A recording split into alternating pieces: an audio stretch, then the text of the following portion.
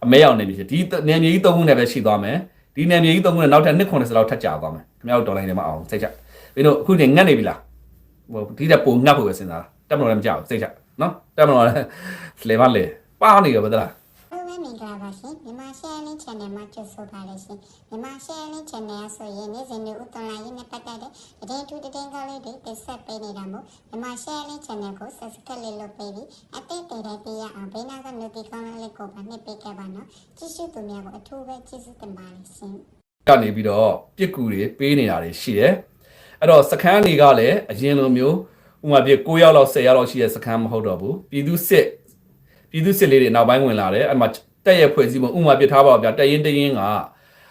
မရှိဘူးဆိုရင်ပေါ့ဗျာနော်ထားပါတော့ကျွန်တော်အများကြီးပဲပြောလိုက်ပါမယ်ဥပမာပြောတာနော်ကျွန်တော်ဘယ်လောက်လဲသိပါတယ်ထားပါတော့တက်ရင်ကမရှိဘူးဆိုရင်350ထားပါတော့ဗျာနော်အင်အား350ကအရင်ကဆိုရင်35ရောက်လောက်ပဲရှိတာအခုဆိုရင်350လုံးကပြန်ပြည့်သွားပြီပြည့်သွားတဲ့အတွက်ကြောင့်မို့လို့ဖွဲ့စည်းပုံပြည့်သွားပြီဖွဲ့စည်းပုံပြည့်သွားပြီဆိုဘယ်စခန်းမှလည်းလည်းတင်လို့မရတော့အဲ့တော့အခုကျွန်တော်တို့ကရင်ပြည်နယ်မှာရှိတဲ့စခန်းတွေအကုန်လုံးကဖွဲ့စည်းပုံက350ဆိုရင်350လုံးရှိပါတယ်နော်အရင်ကဆိုလို့ရှိရင်ဖွဲ့စည်းပုံကရှိတာ350ဆိုရှင်အများဆုံးရှိ80လောက်ရှိတာ80မှာအရှိတန်းထွက်မယ်ဆိုထုံထုတ်တွေထုတ်ထုံထုတ်နေရာနေပြီး10ရောက်2ရောက်20ထုတ်ပြီးလို့ရှိရင်စခန်းဆောက်ဖို့ကြံခဲ့တာက30လောက်ကြံခဲ့တာ20လောက်ကြံခဲ့တာဒီလောက်ဗျာဟိုဧက50ဧက100လောက်ကြီးတော့30လောက်နဲ့ဘယ်လိုလုပ်သွားပြီးတော့ထိန်းနိုင်မလဲဒါလေးတွေရှိဟိုရင်းကစခန်းကြတယ်ဆိုတာအခုနောက်ပိုင်းကရင်ပြည်နယ်မှာကစခန်းတွေမှာအကုန်လုံးပေါ့နော်ဖွဲ့စည်းပုံလေးကပြန်ပြည့်လာတဲ့အတွက်ကြောင့်မို့လို့တပုံနဲ့ကတော့ပြောရမယ်ဆိုရင်တော့မီတာ100ပတ်ဝန်းကျင်လောက်ရှိနေတဲ့အခြေအနေတွေတော့ရှိတယ်ဒါလက်ရှိပေါ့ကြုံနေရတဲ့အခြေအနေပေါ့နော်လှုပ်ရှားစစ်ကြောင်းတွေကရှိတဲ့ခါကျတော့ကရင်နေပေါ့နော်ဒီကရင်စစ်ကြောင်းတွေကလည်းသူတို့လုံများနေရတယ်ရှိတယ်အခုဆိုနောက်တန်းမှာတော့ AI တအားနေတယ်အခုကျွန်တော်နောက်ကနေပတ်တိုက်လို့ရှိရင်ခင်ဗျစကန်နေကုန်ရတယ်အဲ့တော့မြောက်အနေနဲ့ပတ်သက်လာလို့ရှိရင်ကရင်ပြည်နယ်အခြေအနေပေါ့နော်ဟိုလှုပ်ရှားကြီးရှိလာကြတော့မရှိဘူးအဲ့ဒီတက်တွေအားလုံးကိုကျွန်တော်တို့ဒီမော်လမြိုင်တို့ဒီဘက်၄တက်ကနေပြီးတော့ mid 29 23စီလောက်နဲ့ထိန်းထားပြီးသားဖြစ်တဲ့အတွက်ကြောင့်မလို့လာရင်အကောင်အကုန်လုံးကြွဖို့ပဲရှိတယ်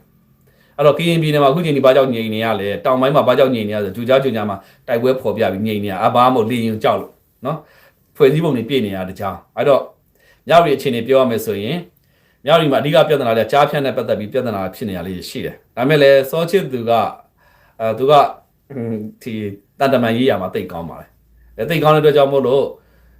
့အားလုံးပူးပေါင်းဆောင်ရွက်လိုက်မယ်ဆိုရင်ပြည်လည်သွားမှာပါနော်ပြည်လည်သွားဖို့ရှိပါတယ်အဲ့တော့မြောက်ရီအခြေအနေပြည်လည်သွားမှာပါအာရှလန်ကတော့သုံးလို့မရသေးပါဘူးနော်လမ်းဟောင်းမဲ့သုံးပါလို့ကျွန်တော်ပြောချင်တယ်ဟလားအမတီဗီကိုကြည့်နေရတယ်လို့ပဲစိတ်ချမ်းသာလိုက်တာကျွန်တော်နဲ့ပတ်သက်လာရင်စိတ်ချမ်းသာစရာတွေလည်းရှိမယ်နော်ကျွန်တော်ပြောရတဲ့ပတ်သက်ပြီးစိတ်ညစ်စရာတွေလည်းရှိနေတတ်တယ်အဲ့လိုမျိုးဆိုလို့ရှိရင်စိတ်ညစ်စရာတွေပြောတဲ့ခါကျရင်တီးခံပြီနော်ကျွန်တော်ခင်ဗျားတို့စိတ်ချမ်းသာဖို့စိတ်ညစ်ဖို့ထက်နော်ကျွန်တော်သိထားတဲ့အသည့်လေးကိုအမှန်တိုင်း share ခြင်းသာဖြစ်တယ်နော်အခုလိုမျိုးစိတ်ကျွန်တော်ပြောတဲ့အတွက်ကြောင့်စိတ်ချမ်းသာရတယ်ဆိုတဲ့ခါကျတော့လည်းကျွန်တော်ကိုယ်တိုင်လည်းပြောပါတယ်နော်စိတ်လည်းချမ်းသာစေချင်ပါတယ်ရခွေးအေးအေးတဲ့ထွက်လာစေချင်ကျွန်တော်အားရမဖက်ပြရတယ်နော်ရေးတယ်ရကြောက်စရာကြီးဖြစ်တယ်နော်အဲ့တော့ဒီအောင်ခင်ဗျားတို့အေးကိုခင်ဗျားတို့စိတ်ဆိုးတာဒေါသထွက်လာဟုတ်လားရေးလေဟုတ်လားမင်းကွန်မန့်ရကြောက်စရာကြီးအေးကိုအဲ့တော့မဟုတ်လားမန္တလေးကိုတဲ့ဖြစ်စေချင်တာတဲ့နေစဉ်ချင်းတွေဖောင်းနဲ့နှိမ့်ဆက်နေကြနေစဉ်ချင်းတွေဖောင်းနဲ့နှိမ့်ဆက်နေကြတာလေအုံရှစ်ပင်အခြေအနေလေးပြောပါအောင်နော်အုံရှစ်ပင်အခြေအနေလေးကကျွန်တော်အချက်လက်အတိအကျတွေကျွန်တော်မယူထားနိုင်သေးပါဘူးစီရေးအပြည့်ပကိုးဘက်ပေါ့နော်အဲ့ဘက်ချမ်းလေးကိုကျွန်တော်နည်းနည်းလေးမြန်မာတနိုင်ငံလုံးရဲ့စီရေးကိုကျွန်တော်ရမ်းသိကျင်တော့ကျွန်တော်နေရာတိုင်းစုံစမ်းမယ်ဒီအဓိကအရေးကြီးတယ်ပေါ့နော်အဓိကကျွန်တော်တို့မြန်မာနိုင်ငံအတွက်နေရာတိုင်းမှာတော့ဟိုသူတို့တော့မှဗျာထားပါတော့တက်မတော်တော့မှပဲစစ်ကူတို့ပြစ်ကူတို့ပေးမယ်ဆိုနေရာတိုင်းကိုမပေးပါဘူးအဲ့တော့တကယ်အရေးကြီးတဲ့နေရာတွေတဲကြီးမဲကြီးကြုံနေတဲ့နေရာကိုပေးသလိုပဲကိုမောင်လဲစီးရေးသတင်းလေ့လာတဲ့အခါမှာနော်နိုင်ငံရေးသတင်းလေ့လာတဲ့အခါမှာအဓိကအရေးကြီးတဲ့တော့ချက်တွေကိုကျွန်တော်အရင်လေ့လာပါတယ်နော်အဲ့တော့အခုလက်ရှိအရေးကြီးနေတဲ့ AR ဇက်နော်ရခိုင်ပြည်နယ်အခြေအနေပြီးရင်အခုတဲကြီးမဲကြီးကြုံနေရတဲ့ဗန်မော်အခုစကိုင်းတိုင်းအင်းတော်အခြေအနေနော်ကျွန်တော်တို့ကရင်ပြည်နယ်အခြေအနေလေးတွေကျွန်တော်လေ့လာထားတာရှိတယ်အဲ့တော့အုပ်ရှစ်ပင်လည်းကျွန်တော်လေ့လာပါမယ်နော် PDF လည်းလူပါဗျာတဲ့ ကိုမောင်နဲ့ရှမ်းတောင်ကနေကြည့်နေပါတယ်ကျေးဇူးအများကြီးတင်ပါတယ်နော်လေးစားပါတယ်ကိုမောင်ရေးတဲ့ဘယ်တက်မှာမှတက်အင်အားအခုချိန်ထိ200မရှိဘူးတဲ့ငါအသိဆုံးတဲ့တက်ထဲမှာငါညီတွေရှိတယ်တဲ့ဒါကစိတ်ထင်လို့ဖြစ်ပါလိမ့်မယ်နော်စိတ်ထင်လို့ဖြစ်ပါလိမ့်မယ်ပြည့်ပါတယ်ဖွဲ့စည်းပုံတွေပြည့်ပါတယ်ဥပမာပြတက်ကလည်းသူ့နေရာသူထောက်ထားပြီးသားပါနော်ဥပမာပြကရားနဲ့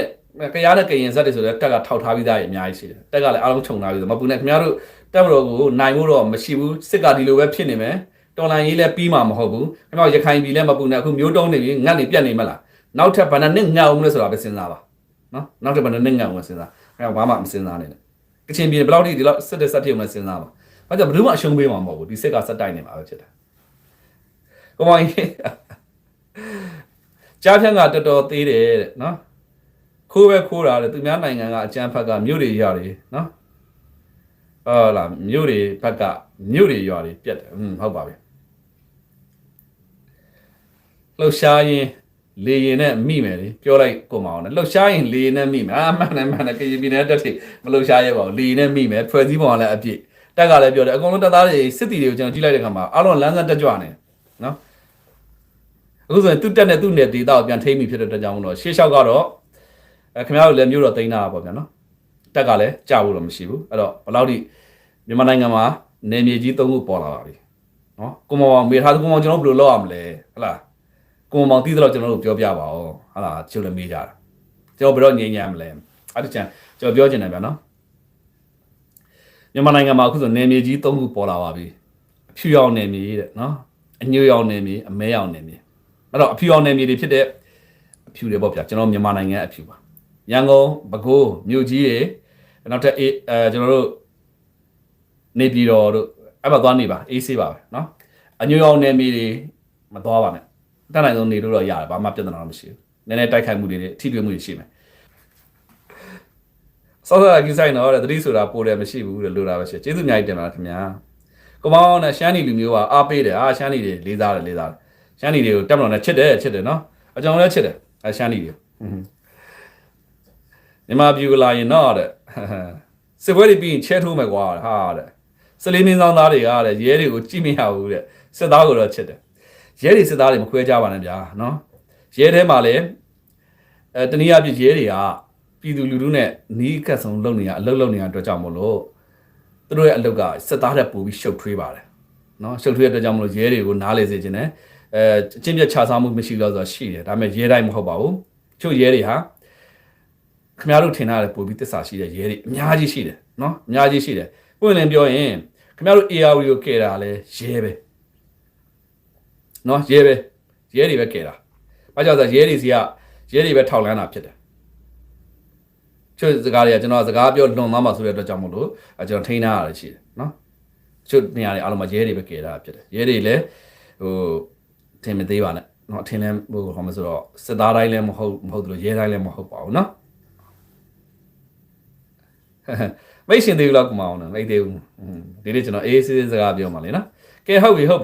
ဒါနဲ့သူများလည်းကျွန်တော်မေးတယ်နော်ခုလုံးနေလောင်းတယ်နော်ကမအောင်တောင်ကြီးကပါတယ်လေးစားပါတယ်ဗျာနော်ကော့ဂရိတ်မျိုးနဲ့မြောက်ရီမျိုးနဲ့